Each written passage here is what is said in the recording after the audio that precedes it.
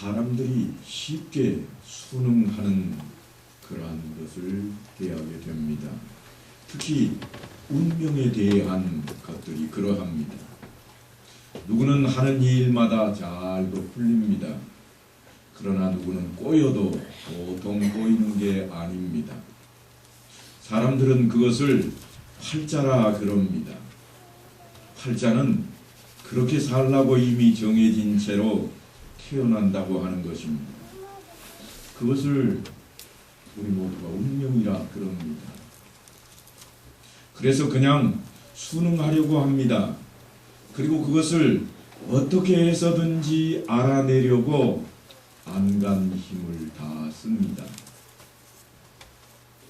연말이 되어가니까 또 이제 시작이 될 겁니다.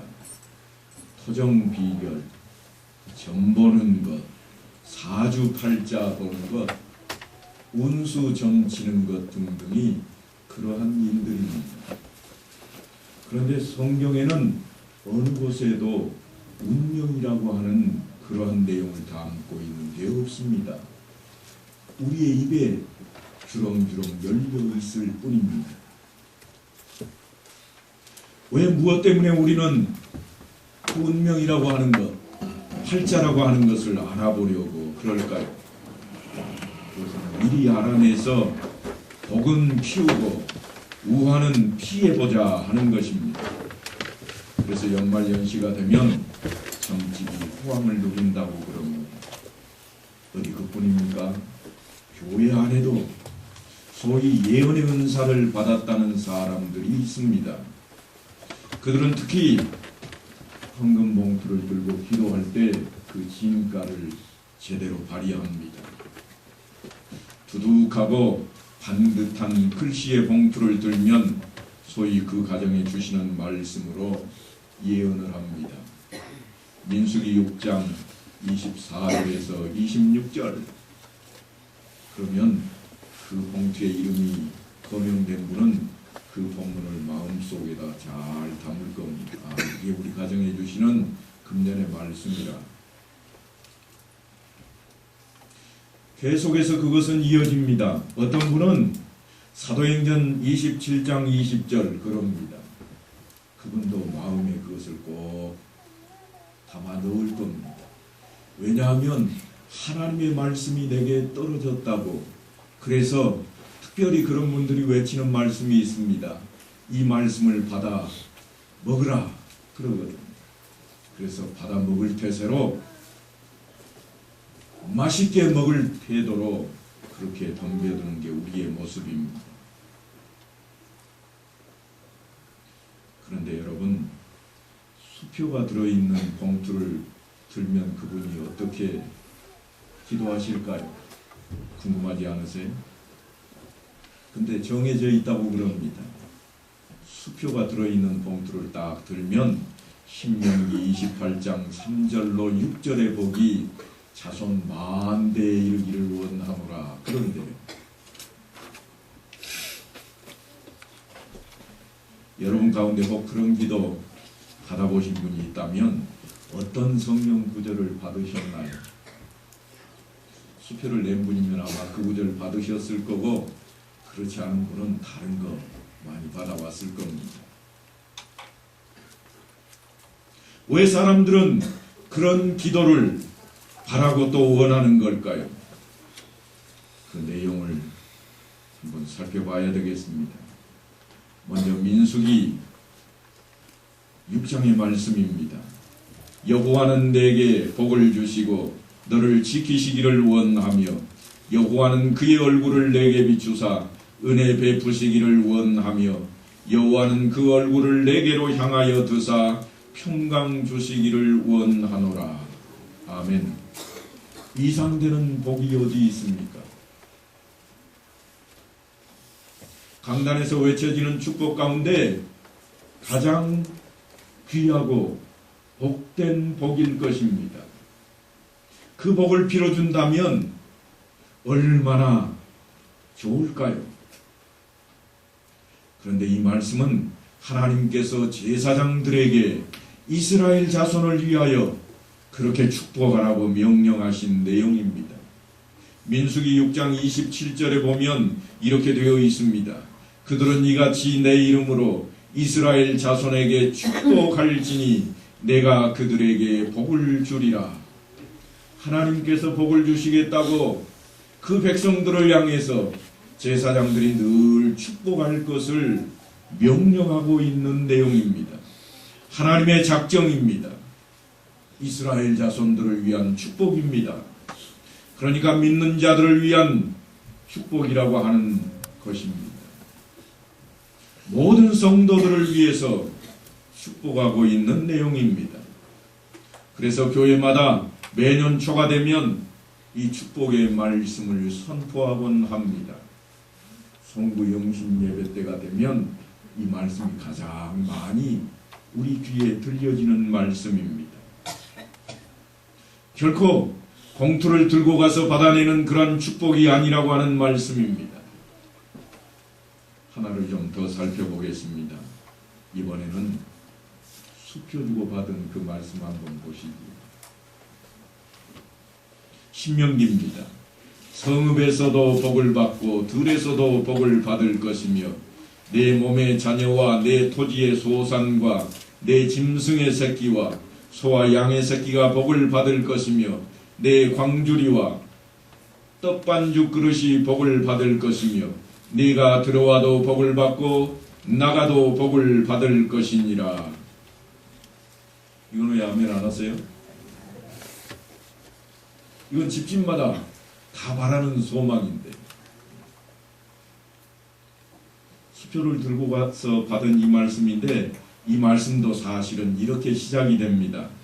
네가 네 하나님 여호와의 말씀을 청종하면 이 모든 복이 네게 임하며 네게 이르리라 그랬습니다. 어떨 때 이 복이 온다고요? 하나님의 말씀을 청종하면, 청종이라 하는 이 단어는 그냥 쓰는 단어가 아닙니다. 들은 대로 행동하면 그런 이야기입니다.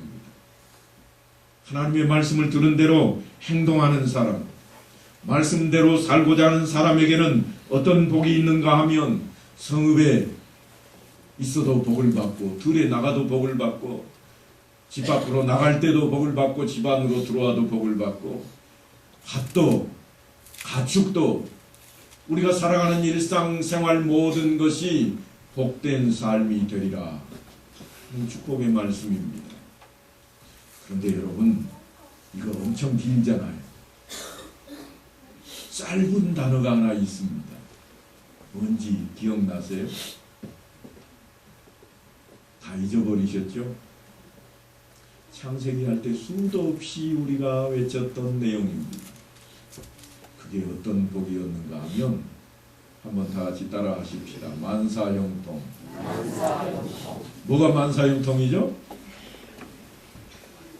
뭘 보고 만사형통이라고 그랬어요? 그냥 만사형통, 그냥 다 잘 될 거야 이런 의미가 아니었다고요.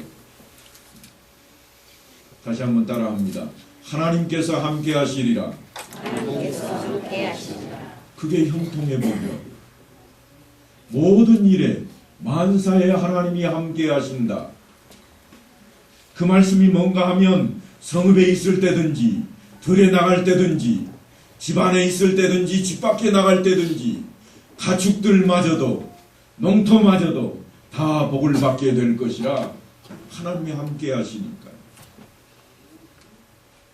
그런데 우리는 하나님은 뚝 띄어내고 생각을 합니다. 어떻게 생각을 하는가 하면 그저 아들이 이번에 승진했다고 그러면 야, 복 받았다. 그놈 열심히 하더니 이제 끝내 이루어냈네. 그렇게 우리가 이해를 합니다. 어느 날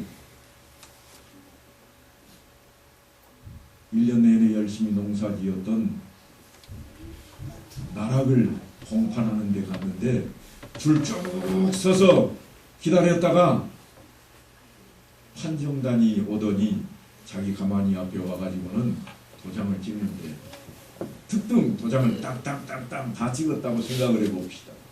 그럼 뭐라고 그래요? 야, 올해는 내가 특별히 관심을 뒀더니 어떻게 됐다고요? 다 특등이야. 그래서 뭐라고 그래요? 뒤이어서 하는 말이 운수 되게 좋네. 뭐가 좋다고요? 운수가 좋아요. 열심히 해서 얻어내고 운수가 좋아서 얻어냈다고 우리는 생각합니다. 그러니까 누가 함께하지 않죠? 하나님께서 함께하신 게 아닌 거예요. 그러면 여러분은 만사형통이 아닙니다. 다 가진 것 같고 다 이룬 것 같지만 하나님이 함께하지 않는 것은 형통이라고 말할 수가 없습니다. 지금 이와 같은 복에 대한 말씀을 누구에게 하신 말씀인가 하면 이스라엘 민족입니다. 믿음의 상징으로 구별된 이스라엘 민족에 대한 말씀입니다. 하나님의 자녀인 믿는 자들에게 주시는 말씀입니다.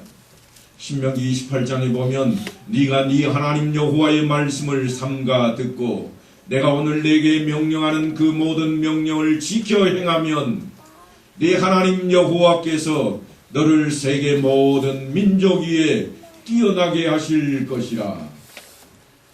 이 말씀은 이스라엘 백성들을 제사장으로 삼겠다고 하는 약속입니다.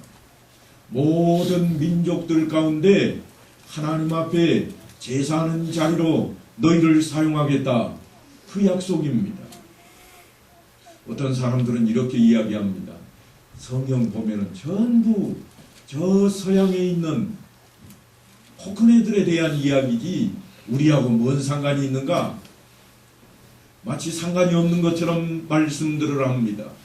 그러나 하나님께서는 이 세상을 지으셨고 모든 민족을 사랑하십니다. 그 가운데 특별히 제사장 나라로 그들을 세우셨다고 하는 겁니다. 제사장 나라, 제사장은 하는 일이 있습니다. 늘 백성들의 죄를 대신 짊어지고 하나님께 나아가는 일을 합니다. 그런데 여러분, 수표를 든 봉투만 보면 그 말씀이 보인다네. 얼마나 잘 보일까요? 저희 교회는 헌금을 드리고 나면 이렇게 저 앞에 있습니다. 제가 감히 만져볼 수 없는 자리에 있거든요. 저도 한번 만져보면 그럴지 모르겠어요. 두툼하면 야, 이거 누가 냈지? 그래서 그 부분 기도할 때는 더 열심히 하고 더 복 많이 받으라고 하고, 그게 뭔가 하면 기복신앙입니다. 복을 위한 신앙이 되어버린다고 하는 겁니다. 우리말 사전에 보면 예언이라는 말이 이렇게 되어 있습니다. 일반적으로 예언은 사람이나 현상이 앞으로 다가올 일을 미리 알리거나 짐작하여 말하는 것이며, 기독교에서 말하는 예언은 신탁을 받은 사람이 어떤 일을 다른 사람에게 하나님으로부터 받은 계시를 전하는 것을 말한다. 그렇게 놓았습니다. 이게 우리가 정의해 놓은 게 아니고 세상 사람들이 정의를 해 놓은 말입니다. 그들이 말하는 예언은 미리 아는 것이요, 기독교에서 말하는 예언은 하나님의 말씀을 대언하는 것이라. 세상 사람들도 알고 있는 건데 왜 우리가 모르고 있을까요? 왜 우리는 그것을 몰라서 예언하는 사람이 있다고 하는 곳으로 찾아가고 있을까요? 너만 점집에 다녀왔냐? 나도 기도하는 집에 다녀왔는데 이 말씀 받아봤어? 제가 소개할 때 사도행전 27장 20절을 소개해드렸습니다. 무슨 말씀일까요?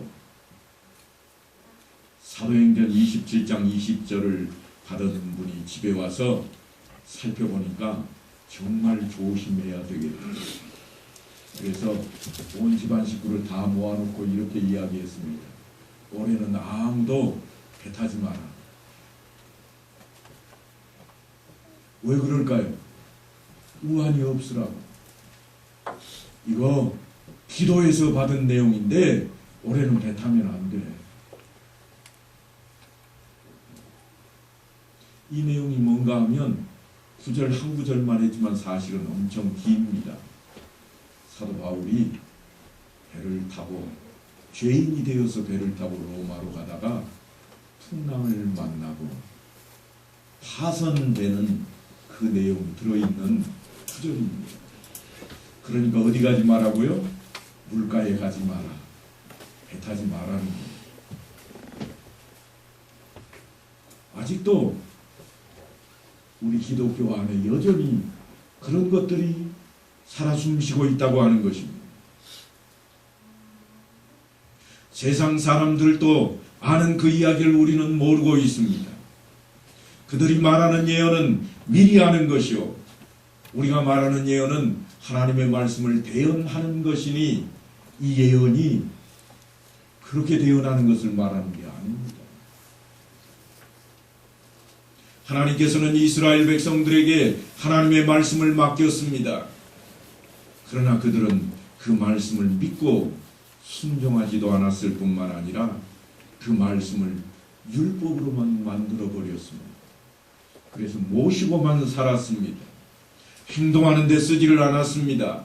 율법으로 만들어 버렸다는 말은 자신들의 생활 속에 있지 않다고 하는 이야기입니다. 우리가 흔히 이런 이야기합니다.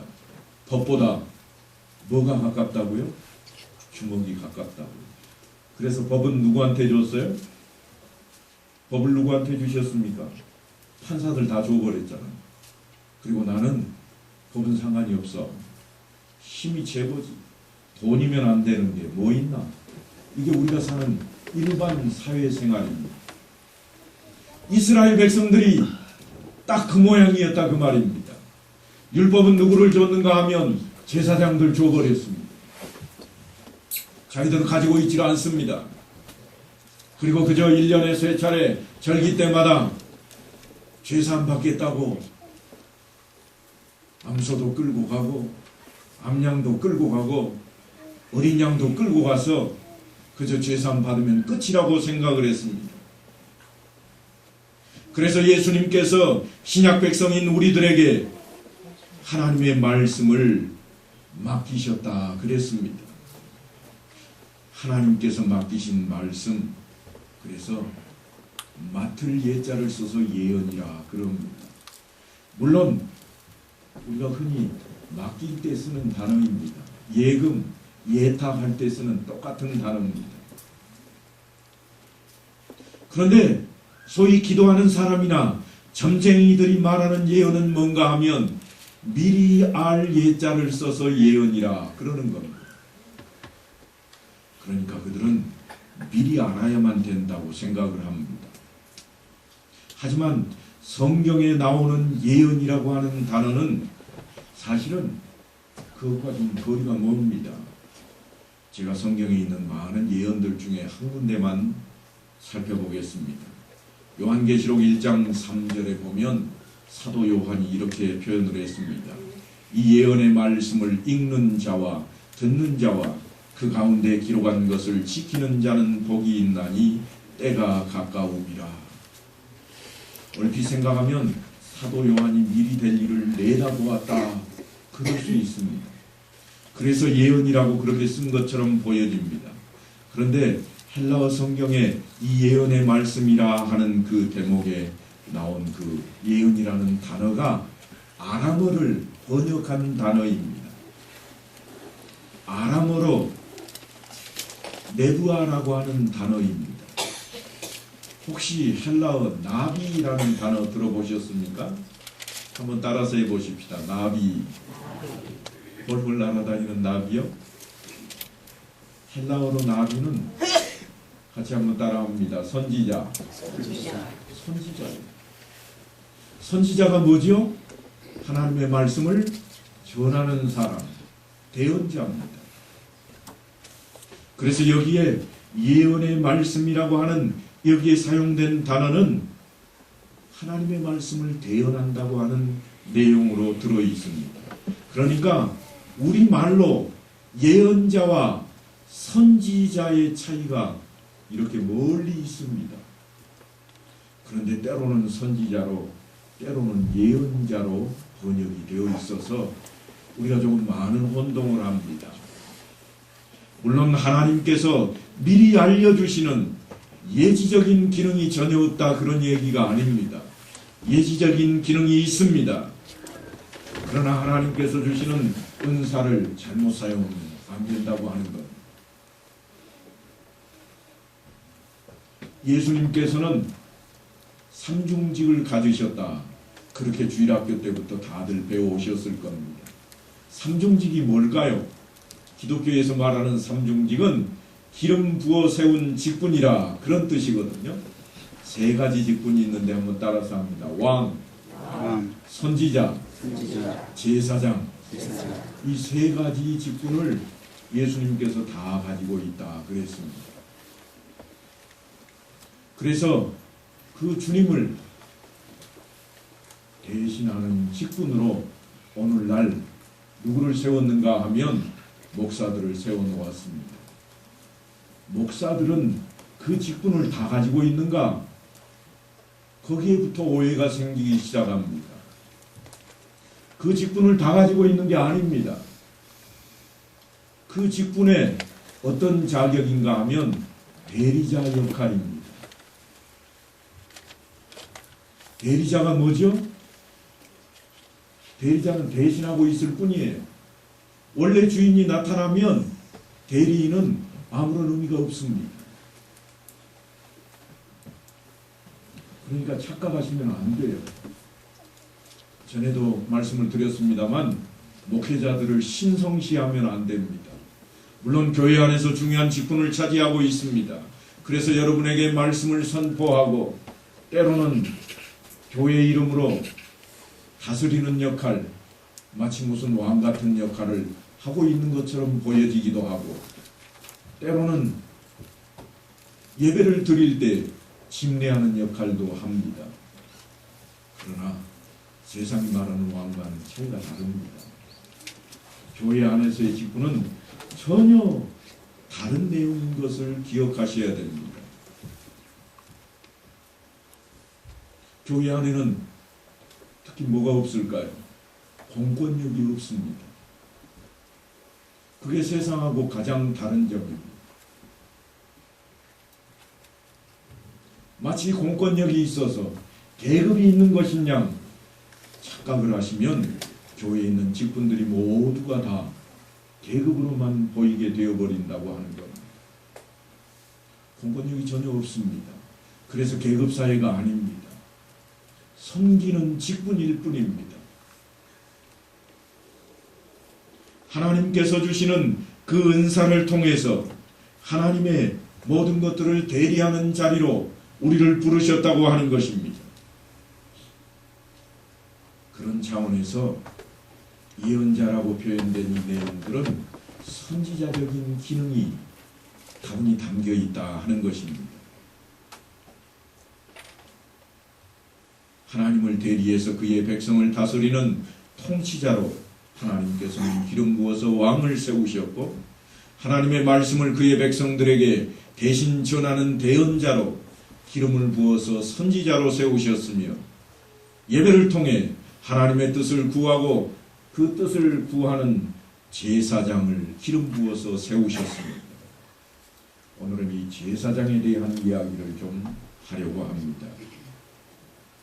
하나님께서는 이 제사장을 세우기 위해서 무던히 기다리셨습니다. 얼마만큼 기다렸는가 하면 400년이 넘는 세월을 하루같이 기다리셨습니다. 그렇게 기다리고 기다리다가 이제 겨우 종살이하던 이스라엘 백성들을 꺼내놓으셨습니다. 그런데 종살이하던 그 사람들이 하루아침에 제사장 직분을 감당할 수가 없습니다. 그래서 어떻게 하는가 하면 그들이 제사장의 일을 할 수 있도록 만들어 가십니다. 마치 무엇과 같은가 하면, 제가 아무 집사님이라도 모셔놓고 집사님 오늘부터 예배 인도하세요 그러면 어찌할 바를 모르는 것과 똑같습니다. 우리가 그렇게 배웠잖아요. 너희는 택하신 백성이요 왕같은 제사장들이라. 그래서 우리 모두가 다 제사장이라고 배웠지만 훈련을 받지 않아서 아직 거기까지 이르지 못했습니다. 물론 훈련을 받으신 분들은 하라고 하면 할 수도 있습니다. 그래서 교회마다 조금씩은 다르겠지만 서리 집사면서도 성경 공부 교사를 하는 교회도 있고 제법 예배를 인도하기도 합니다. 우리 교회도 보면 각 전도기관 헌신 예배할 때는 전도회 회장이 어찌되었던 예배를 인도합니다. 물론 실수를 할 수도 있고 그 모습이 조금은 부족해 보일 수도 있지만 훈련을 하면 할 수 있다고 하는 것입니다. 그래서 지금 하나님께서 이스라엘 백성들을 훈련시키기로 작정을 하셨습니다. 너희는 제사장 나라다. 그리고 끝나버리는 게 아니라 그들을 훈련시켜야만 했습니다. 왜냐하면 알아야 뭐죠? 알아야 뭐예요? 면장. 그것도 다 아시네요. 면장 하려면 알면 된대요. 무엇이든지 알아야 그 일을 할 수가 있습니다. 그래서 아무것도 모르는 그들을 제사장으로 삼기 위해서 구체적인 작업을 시작하셨습니다. 그래서 내놓으신 대책이 뭔가 하면 십계명과 성막입니다. 여러분, 십계명과 성막을 지금 우리가 여러 주 동안 살펴왔습니다. 한번 따라서 하십시다. 십계명과 성막. 이게 제사장으로 만드는 길입니다.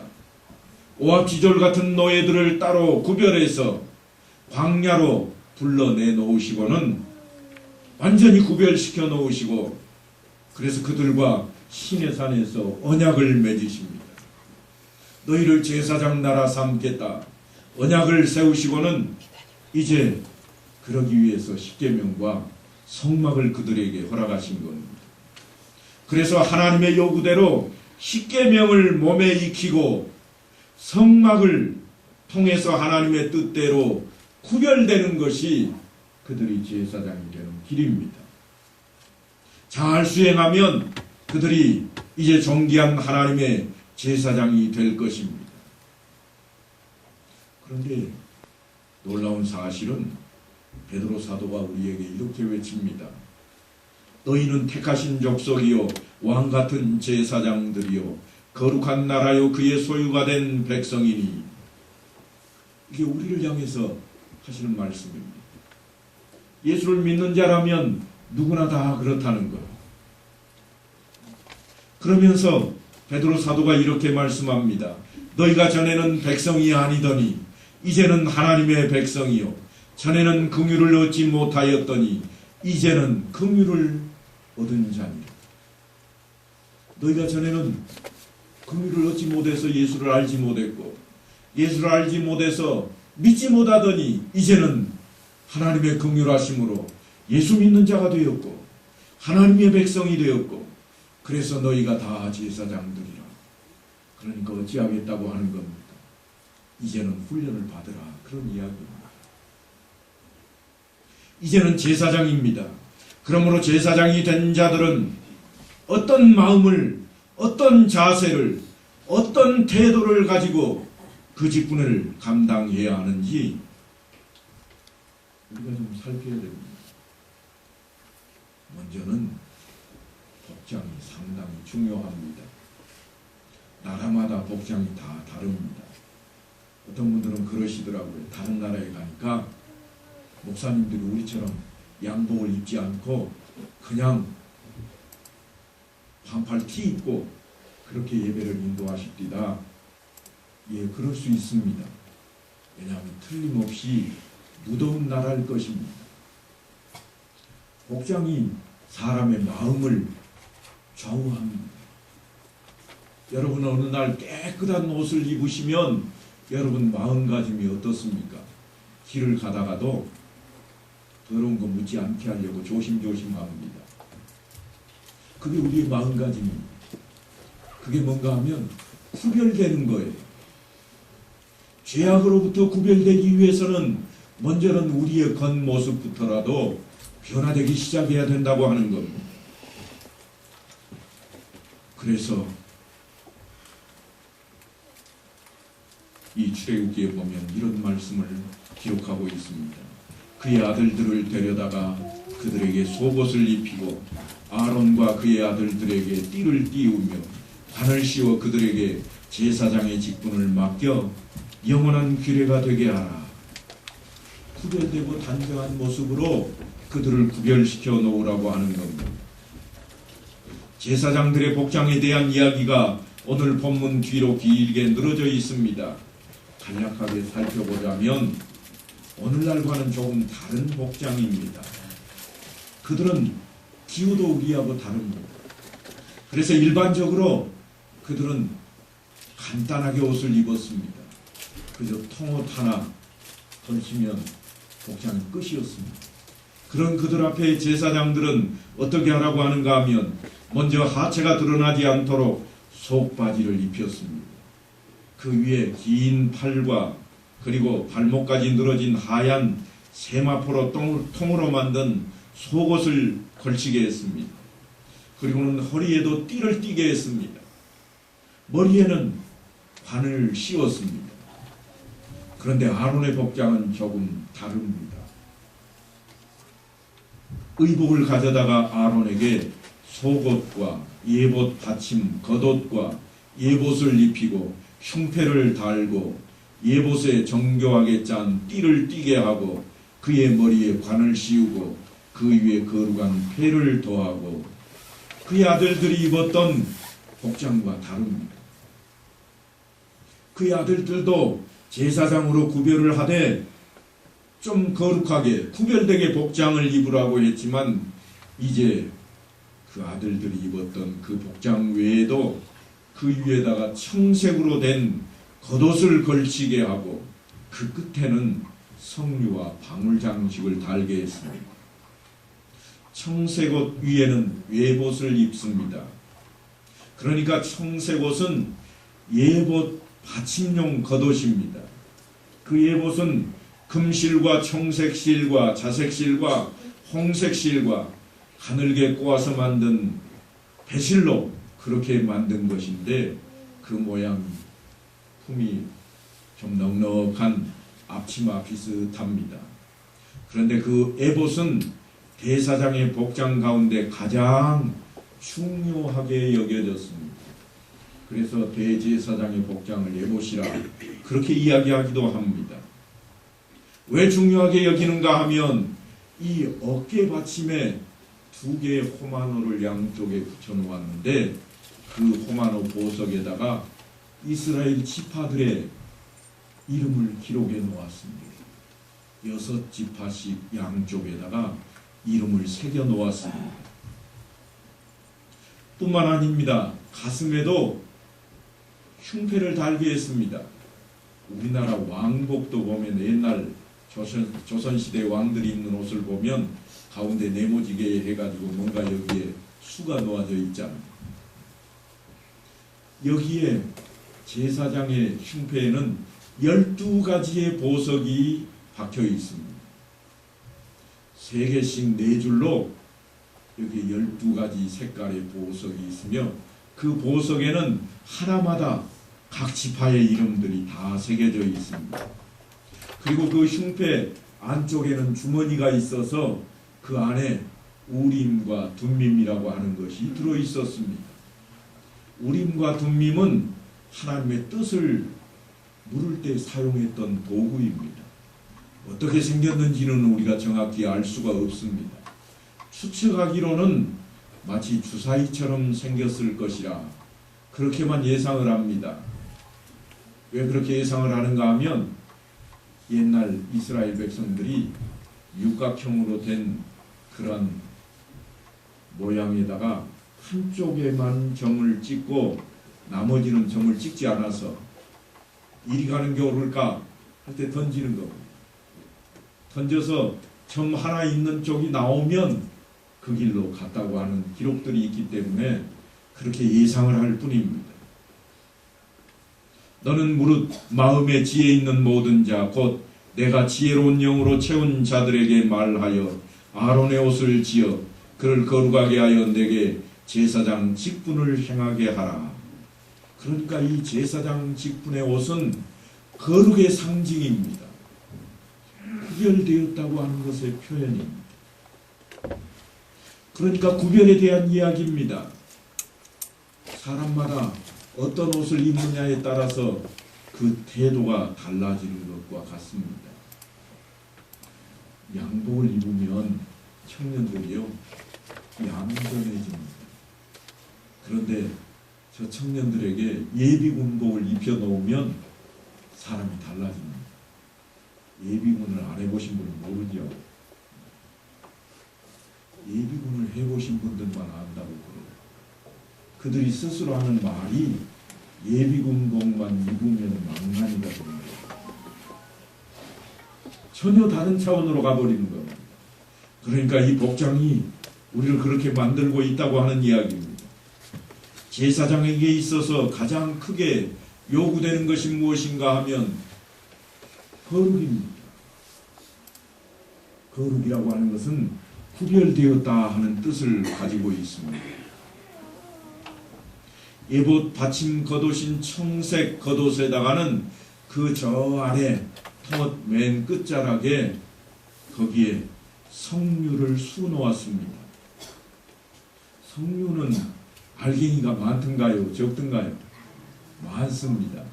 뭘 상징하는가 하면 다복을 상징합니다.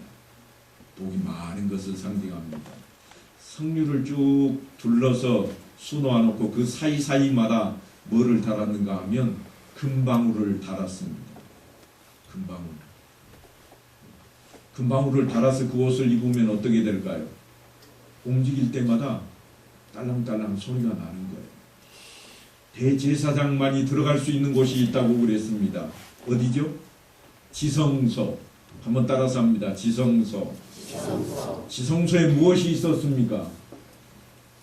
하나님의 법궤, 언약궤가 있는 곳입니다. 속죄소가 있는 곳입니다.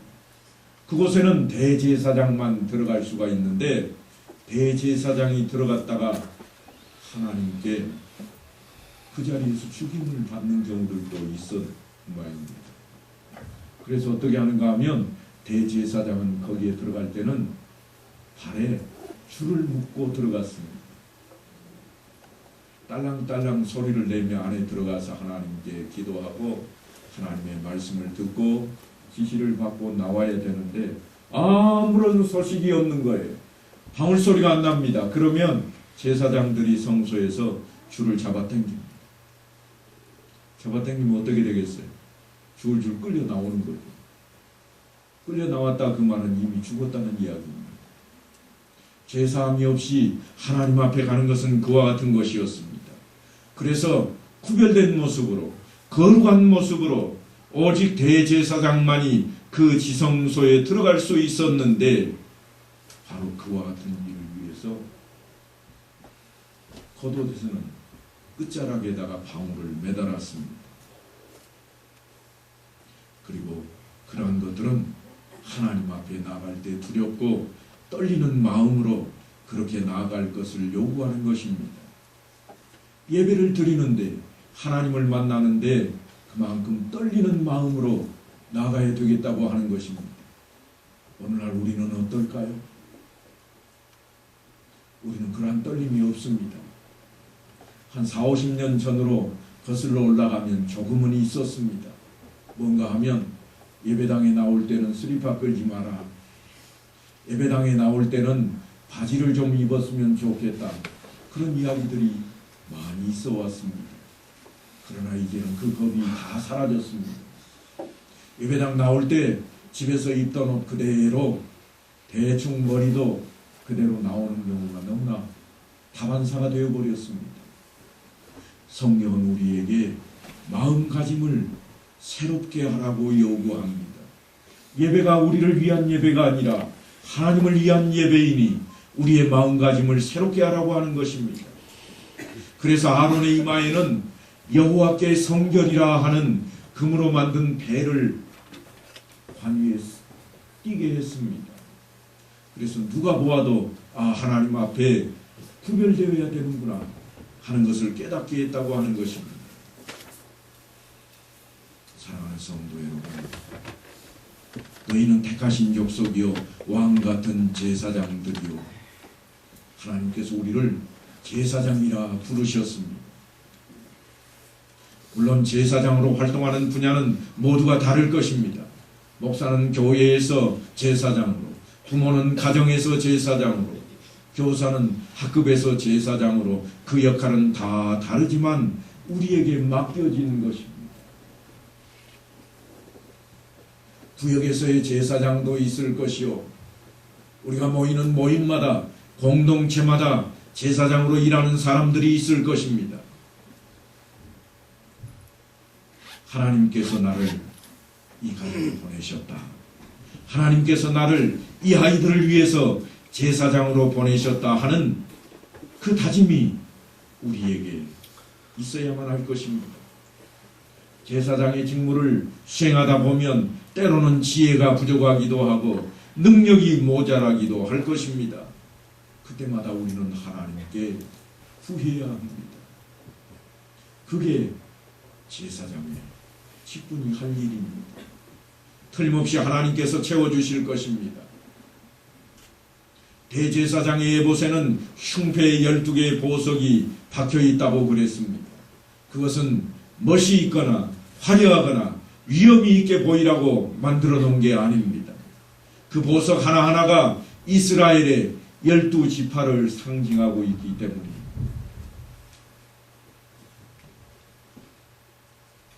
여러분, 제가 기도할 때마다 늘 이 요람책을 펼쳐둡니다. 왜 펼쳐둘까요? 이 안에 있는 이름을 부르기 위해서입니다. 이 안에 있는 가족들의 이름을 불러서 하나님 앞에 아뢰기 위해서입니다. 왜냐하면 제가 맡고 있는 일이 우리 교회를 위한 제사장의 직분의 대리자로 있기 때문입니다. 여러분은 어떠하십니까? 여러분이 맡고 있는 아이들을 위해서, 여러분이 맡고 있는 부역원들을 위해서, 여러분이 맡고 있는 가정의 식구들을 위해서 그렇게 목 놓아 기도하고 계십니까? 얼마나 우리가 형통의 길을 걷고 있습니까? 세상 사람들이 말하는 그런 만사형통이 아닙니다. 우리가 말하는 만사형통은 다른 길입니다. 과연 하나님께서 우리와 함께 하실 것인가 하는 것입니다. 사람들이 보기에는 이스라엘 민족들이 종살이하던 오합지졸들이었습니다. 하지만 하나님께서 그들을 보실 때는 각 지파마다 다 보석처럼 보였다고 하는 것입니다. 하나님 그렇게 명하셨습니다. 각 지파의 보석의 색깔까지 지정하시면서 그들의 이름을 새겨서 대제사장의 가슴에 새겨 넣으라고 했습니다. 가슴에 품고 기도하라고 하는 것입니다. 가슴에 품고 나아가라고 하는 것입니다. 우리가 과연 너희는 택하신 족속이요 왕같은 제사장들이라고 하는 그 제사장의 자리에 있는 자들이라면 우리 안에 품고 있는 자들이 있을 겁니다. 내 가슴판에 품고 있는 영혼들이 있을 겁니다. 내 가족으로부터 시작해서 내가 가르치고 있는 아이들이나 또한 내가 전도했던 영혼들이나 내 구역의 식구들이나 내가 전하고자 하는 이름들이 그 속에 새겨져 있을 겁니다. 이제 이 한 해가 다가가기 전에 내 가슴판에 나도 제사장이라고 하는데 나도 하나님 앞에 나아가는 제사장이라고 하나님께서 그렇게 부르시는데 내 가슴판에는 어떤 이름이 새겨져 있었던가? 1년 동안 한 번도 불러보지 않았다면 이제 좀 불러보십시오. 제가 우리 교회에 와서 색다른 분을 한 분 만난 분이 있습니다. 그분이 누군가 하면 정영석 장로님입니다. 오늘 자리에 함께하지 못했습니다만 이분이 새벽 2시 반, 3시가 되면 나오셔가지고 하는 일이 있습니다. 가슴 안에 새겨져 있는 이름들을 다 부르는 거예요. 저는 이 책을 봐야 부르는데 그분은 안 보고 다 부르더라고요. 어느 정도까지 부르는가 하면 어느 집 아들의 며느리 이름도 다 알고 부르시더라고요. 제가 놀랐습니다. 저는 여기 안 적혀 있으면 며느리 이름 모릅니다. 여러분의 가슴에 과연 얼마나 새겨 넣으셨습니까? 하나님께서 제사장이라 그렇게 부르시는데 과연 내가 그 제사장의 직분을 다 수행하고 왔다고 하나님 앞에 고백하고 있을지 이제 우리 자신을 한번 돌아보십시다.